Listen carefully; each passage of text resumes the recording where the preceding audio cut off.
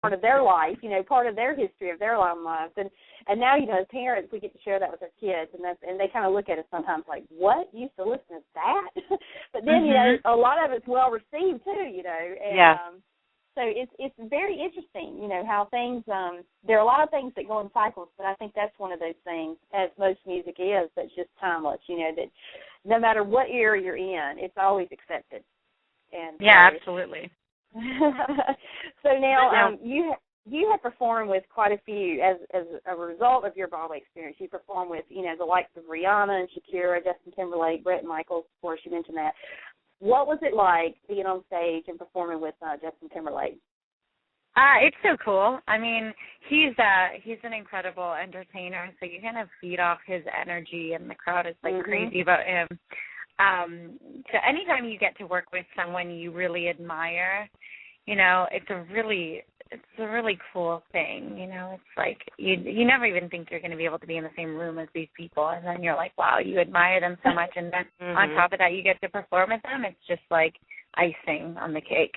Do you have to get over the awe part of, like that's somebody you admire, and do you kind of just stand there to take it in before you can go ahead and perform, or do you get over that pretty quickly? People that I really respect, I can't get over that. I have friends of mine who I'm like, wow, I'm so, like actor friends that I'm like, oh, I respect what you do so much. But then I separate them as a person from them as an artist, and then you kind of like get the real them. But it's like, when you really respect what somebody does, I feel like you don't even really ever get over that. It's just amazing to me. Well, I have to say, too, that Dawn and I have both listened to your songs on your website and are so, what's the word I'm looking for? So excited for your music career and for a new album and that, because your music, I just absolutely love it. Whether you're singing it with somebody or, singing on your own, you have a great voice for singing. And one of the things I was going to ask you is your next album, because the ones we listened to were dance music. Is that what your next album is going to be? Yeah, I'm sticking with that dance lane just because it just suits me the best. I'm an up-tempo type of person. I love music that makes you dance, and that's what I grew up on, and that's what I love to make. I love ballads and whatnot, but that's not really where I fit as an artist. I really fit in this like dance lane that's like just fun and, people can enjoy themselves. Like that's all I really want is, people to relate and listen and enjoy.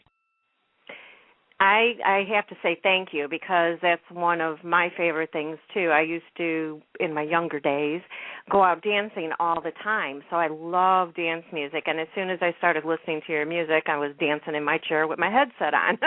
Oh, I love that. I love that. That's the best compliment I can get, really. It is. It is the best compliment ever, so thank you.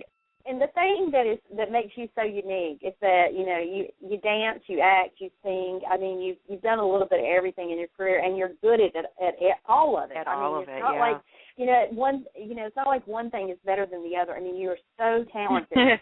And it's almost like, the world is your oyster, because you can pick and choose what you want to do pretty much any time. You can make an album here, go on Broadway, be in a movie. I mean, you've got a lot of options and potential that, most artists, they just have that one particular niche that they're good at, and they define themselves by that, and they build upon it. But it's really a unique thing when you can have someone that's really got it going on in all areas, So as Simon Cowell would say, you have the it factor, because you just got it all, Thank you. I really appreciate that. I'm just gonna say, I love your hair. See, I always wanted long hair, and I just, I've never been able to grow it too terribly long, but I love your hair. It's so healthy, and just it's just, you have the kind of hair that it doesn't matter what you're doing, it's going to look great no matter what. So thank you. I'm going to tell my hair you said that, because it sometimes gets sad on me. Yeah. I really appreciate that. As if you could not tell, I was born and raised in the South, where we have, in the middle of the summer, we have some of the worst humidity anywhere in the United States, I believe. So, I've been battling humidity and this hair issue for quite some time. So it's like, I envy your hair. I want your hair. Well, thank you. I think it can handle humidity with no problem, So, yeah, definitely. Yeah, humidity hasn't been a problem for my hair somehow. Well, that's Thank great. you. That's a good thing, because believe me, if you ever came to North Carolina, you would, in the middle of summer, you would certainly find out real quick, probably within 10 minutes, if your hair could handle the humidity or not. Well, I hope that happens. My best friend is from Wilmington, North Carolina, so I've been in July, but not like August. I feel like August humidity would be a lot. Then if you've been to Wilmington, then you know that's down in the coastal region of North Carolina, and that, right against the coast is you're going to get it. You're going to get smacked in the face with humidity. Now I don't know. Yeah. Out in California, when you're along the coastline, do you experience that same thing as, I'm just wondering coast to coast if it's kind of the same climate-wise. Not really. Different. Yeah, it's not really like that here. It's different. Like I lived in New York for a long time. I still spend a lot of time there, and there's humidity in New York that you're like, whoa, just sweat dripping. And in LA, it's just like a dry heat here, So yes, it is. Different. And I live right on the ocean, so I tend to get more breeze than anything. Oh, how lucky are you? That's perfect. Not that. Yeah, I went out. I think we need to go visit her, Dawn. I think so. There's our first reason why. I went out west back in the spring of this year and went to Arizona, and everyone told me beforehand, it's going to be dry heat, you won't have the humidity, but it's going to be insanely hot. And it was. Right. But for some reason, it just felt good to me, because when you have 85 here and 95 degrees, 95% humidity, it feels like 108 degrees in Arizona. But it really, it was truly dry heat, and I was very surprised by that, because everybody around me was just fanning, and they thought they were just going to croak, and I was just like, this is so bearable compared to go to North Carolina, Right. And it was compared, so it was tolerable for me. But yeah, I would love to get out to LA. I think that would be that's on the bucket list, to get out there someday and to see the site. You definitely got to. Yeah, and it's exciting that small world. Who knew that you your best friend is based in North Carolina? That's pretty cool. Mhm. Well, I've been to California. I love it. My kids wanted to stay there, and I told them when they make $1 million, a month or something, then we'll move out there. But in the meantime, we're here in Chicago. That's a good deal. Chicago's not but bad. I wanted to mention that your one song I also listened to, actually it was a mix from Cedric Gervais, was on BBC Radio for Put 'Em High and that. How awesome is that? How does it, to be played internationally like that? That is, actually, that's the first time that's happened for me. Is and it? I worked with Cedric a little bit this year, and I've done 2 songs with him. And he has a residency at this club called Live in Miami. It's like one of the top 5 clubs in America. It's absolutely amazing. And I was there about 2 months ago, and he was DJing, and he played one of our songs, and I was like, I haven't always been there when my songs have been played in a club, and it was just this moment that I was like, wow, this is why I do this, I just was so excited, and people were, really loving the music. It was so exciting to hear that, and he's like, oh, yeah, I spin this record all the time. And I'm like, oh, do people like it? You know what I mean? I just want, people to enjoy it. So then when the BBC radio thing happened, I was like, does that mean, people in London heard my song? I'm just excited. I was just I was dying. It was like a personal victory. I just got so excited about it. And I'm just still so excited about all the possibilities. I read, too, on your website when you were just talking about being in Live, and you're like, oh, yes, this song's amazing. And then it hit me, oh, my God, that's my voice, and he's playing it. Yeah, I was like, I like this song. I like this song. Why do I know it? Oh, my God, that's my voice. It was a funny experience. But it's so cool. So cool. And I had some friends there that I could experience it with. So It was perfect, absolutely perfect. I can't even imagine that, especially not to be forewarned that he was going to play it. So that definitely had to be a shock, but such an amazing surprise, and to see that it was so well received by all the people dancing in the club to it. So, and that, cause that's what you shoot for. Yeah, that's exactly what I shoot for. Exactly what I shoot for. So I'm just happy that people are enjoying it.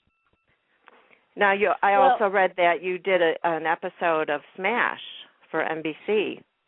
Yeah, I worked on Smash the first season, and I just shot an episode of the second season of Smash, which will be aired sometime next year. So it's just it's a great thing to be a part of. Smash. It's like, yeah, I think people really are loving seeing singing and dancing on TV right now. They're like so into it, and so it's nice when a scripted show comes along that people are connecting with. And that keeps, performers like me working. Right, and I love it, too. I know a lot of my friends watch it and a couple of my family members and that. There's also a guy on there that used to play on one of my soaps, and that's why I initially started watching it. So I'm glad I did because I do love it. I do love it. Right. Oh, good. I'm glad. Well, I was reading, and I thought this was very interesting, is that you have recently become involved with the anti-bullying organization called Bullyville. And talk a little bit about that. Bullyville is an amazing organization. They were brought to my attention a few months ago, and I was like, how do I get involved?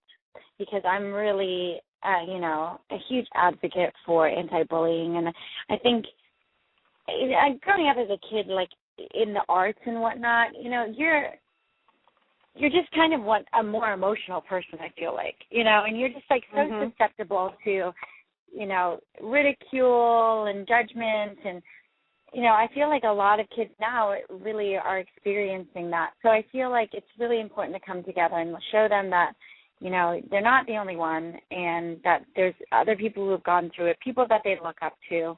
And it's just an amazing place where people can kind of come together and share their stories and just realize they're not alone. So I'm just all about the anti-bullying. I believe it was an amazing company, and I'm just so happy that they are working with me as much as I'm working with them. And go ahead, Dawn.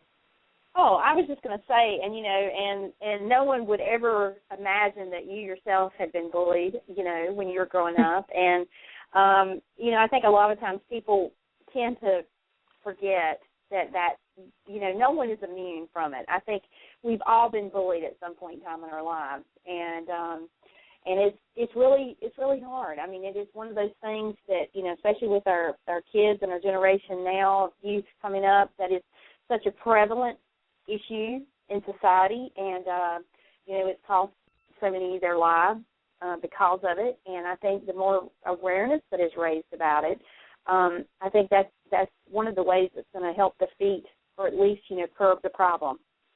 Yeah, absolutely. My son was bullied and continues to be bullied somewhat for being special needs in school, and since he's hit high school, it's really been rough. So I want to thank you personally for doing this and being involved with it, because the more it gets out there, the more it's going to help and give, the kids more of a voice that they don't find that they usually have themselves. I think so, and I actually think people don't even recognize sometimes when they are being bullied. Right. When someone is directing negativity towards you, you're being bullied, and when you realize that, that's when you can confront it. Right. Exactly. Definitely, and I think teaching today's youth the things to look for. I mean, not the obvious things, of course, but the subtle things that others may do that they may not, as you say, recognize it as being a part of bullying.